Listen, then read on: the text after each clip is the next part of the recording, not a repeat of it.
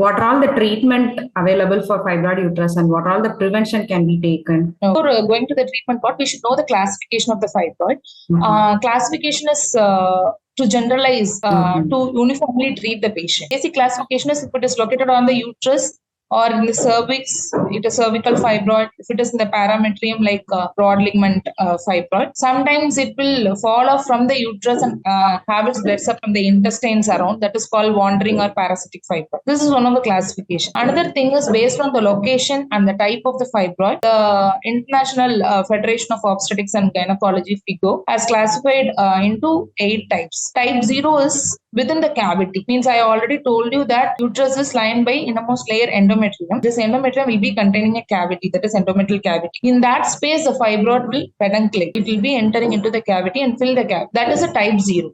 If it is submucosal fibroid, but it is less than 50% of the occupying the less than 50% of the muscle layer. That is less than 15% intramural. It is type 1. If the submucosal fibroid occupying more than 50% of the muscular layer, that is more than 50% intramural, that is type 3. Type 4 is it will fill the space. It will contact the endometrium. Okay. So it is 100% intramural. Fifth is subserosal fibroid, which is within the pedunculated, but it is less than 50% intramural. Then coming to the 7th type, that is more than 50% intramural, and 8th is cervical and parasitic fibroid. So based on these types, we will initiate the treatment and plan it accordingly. Okay, thank you. Coming to the investigations and treatment is individualized based on the age, side, and whether they want to preserve the uterus, whether they want to go for childbearing. Based on that only we will decide the treatment. So it is individualized. So there will be expected management, medical management, surgical management. Expected management is if the patient is having found to have a fibroid at the postmenopausal age, we will advise to follow up if she is asymptomatic. The fibroid size is around 2 to 3 centimeter. In that case, we'll just watch and follow. We won't treat it immediately. So in that case, it is expected management. Medical management for the patient who has to wait for the surgery, preoperatively have to correct anemia. In that case, we'll go for medical management. If it is a small size fibroid, less than 14 week size, we can attempt medical treatment. In that, the first line of drug is for ulipristal acetate, that is the selective progesterone receptor modulator. And the basic drugs we will give is NSAIDs, like mefenamic acid, non-steroidal anti-inflammatory drugs that can be given, and antifibrinolytics to control the bleeding. Tranexamic acid can be given. Coming to the selective progesterone receptor modulator, ulipristal acetate will give in the dosage of 5 milligram to 10 milligram for 12 weeks. And we have to do a liver function test before and after giving this drug, because it may cause liver failure sometimes, and side effects are breast tenderness, and we have to follow with LFT, liver function test. The second is a mifepristone. This is also a selective progesterone receptor modulator. Why they are targeting at the progesterone means progesterone and estrogen are the main culprits in the fight. What will they do? They will the progesterone and its receptor will get upregulated. So the fibroids will it tends to increase the size of the fibroid. So we are targeting the progesterone and inhibiting its action by giving the progesterone modulator. It has antagonist action. So we are giving mifepristone. Or we can give both kind the contraceptive pills, including the estrogen and the progesterone. We can give gestinon, danazol, and gonadotropins we can give, because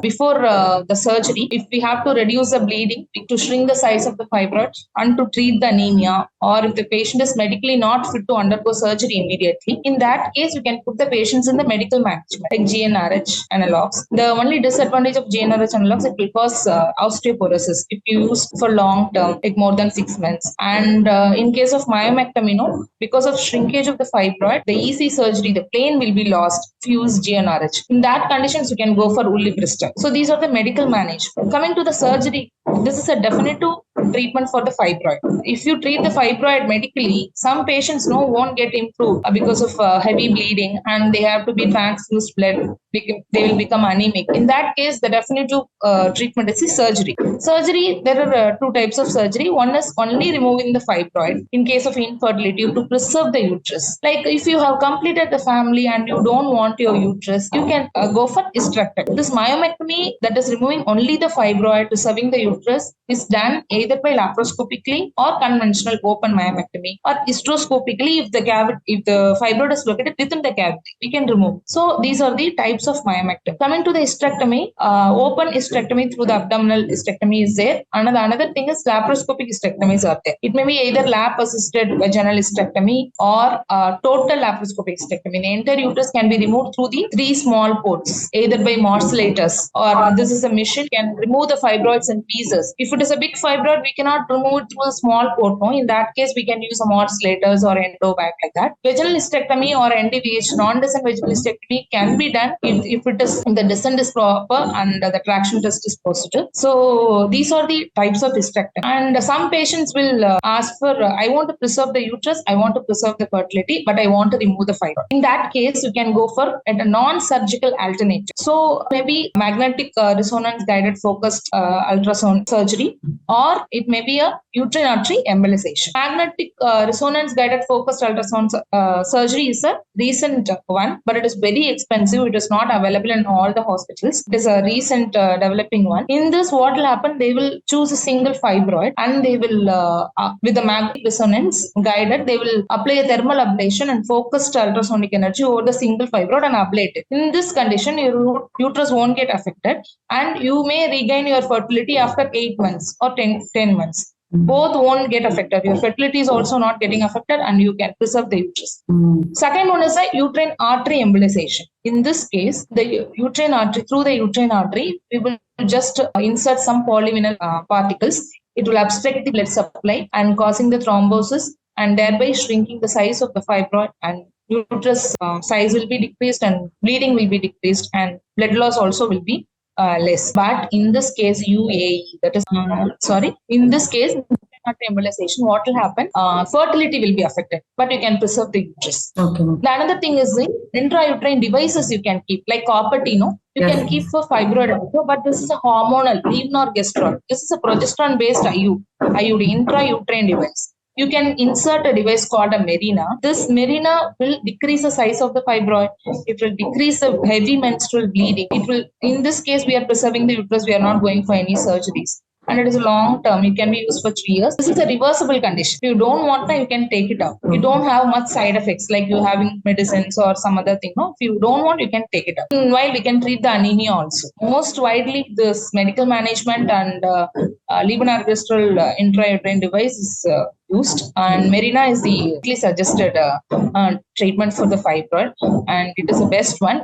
The cavity should not get distorted. The fibroid is sitting in between the uterine wall and you insert the Mirena. If it is in the cavity, the purpose is not done. Okay. So the cavity should be clear. It should be in the intramural or subintramural part without cavity. In that case, you can keep the Mirena IUD. So these are the treatments, and these should be categorized and individualized based on their requirements, like age, heavy bleeding or not, how the pain is, and whether they want to preserve the uterus or they want to go for childbearing. We have to categorize according to. Thank you, ma'am. Thank you. You have beautifully explained about the symptoms, onset, and who are all more common to get fibroid uterus and their treatments which can they undergo. You have nicely explained, ma'am. I hope this video makes many people enrich about their condition and make them undergo other investigation and treatment procedure, ma'am. Thank you so much. Thanks for joining me. It gives me more pleasure. We will do more meetings.